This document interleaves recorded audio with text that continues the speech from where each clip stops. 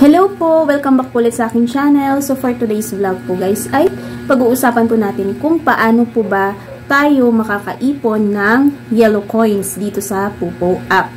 Ayan, sa mga newbies po guys, ayan, tuturuan ko po kayo kung paano makaipon ng maraming yellow coins. Ayan. Kasi yung yellow coins guys ay pwede mo yun siya gamitin na panglaro para yan, pwede mo yung palaguin, tas pang send ng gifts or pang trade.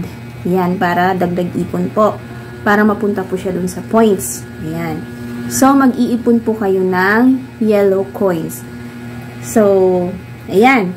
So, unang-una guys, dito sa Pupo, merong treasure chest, treasure box, or yung baul na sinasabi. Ayan guys, ayan. Yan siya. So, i-click mo yan every 5 minutes kasi meron yung laman na yellow coins. Minsan, 5 coins, minsan, 40.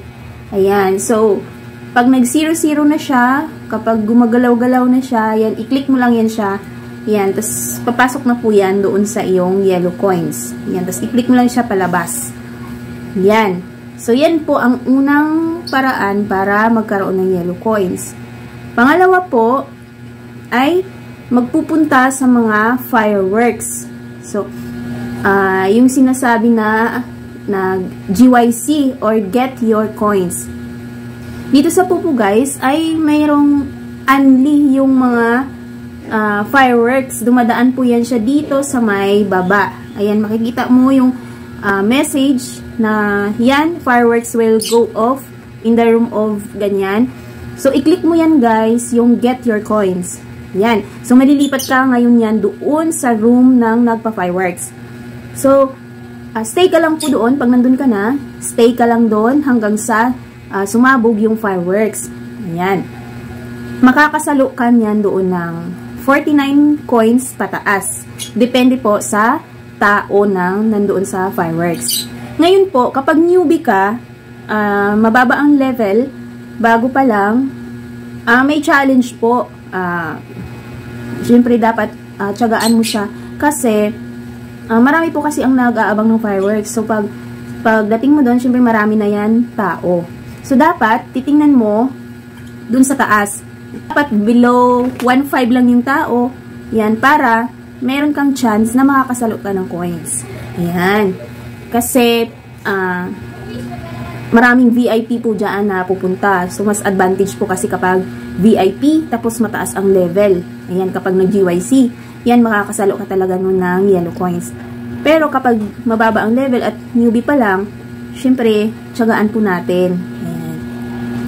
Ayan. Sunod po guys, para magkaroon ng yellow coins, pwede po kayong mag-top up. Ayan, or mag-RC, recharge. Yun. Pwede po kayong mag-top up. Pwede dyan sa app. Dito sa app.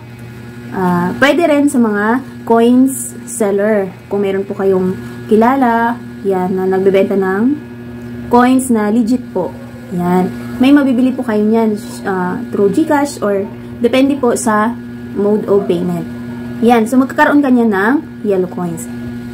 So, yung, kung may yellow coins ka na guys, dito sa Pupo app, meron pong mga laro. Kapag level 2 ka na, sa mga Android user, magpapakita na po yung mga laro. Pwede yung, meron yung slots, merong lucky number, merong golden flower, merong lucky wheel. Ayan. So, pwedeng lumago po yung inyong coins. Kapag magaling po kayo or magigets nyo po yung laro, ayan, pwede po yung lumago at dumami. Ayan. So, yun lamang guys, yung paraan para magkaroon po ng yellow coins. At pag marami na po kayong yellow coins, pwede nyo na pong ipapalit yan or yan, para mapupunta po yan sa points. Dagdag ipon po. Yan. So, yan naman po guys ang aking isi-share. Salamat po sa panonood and bye po.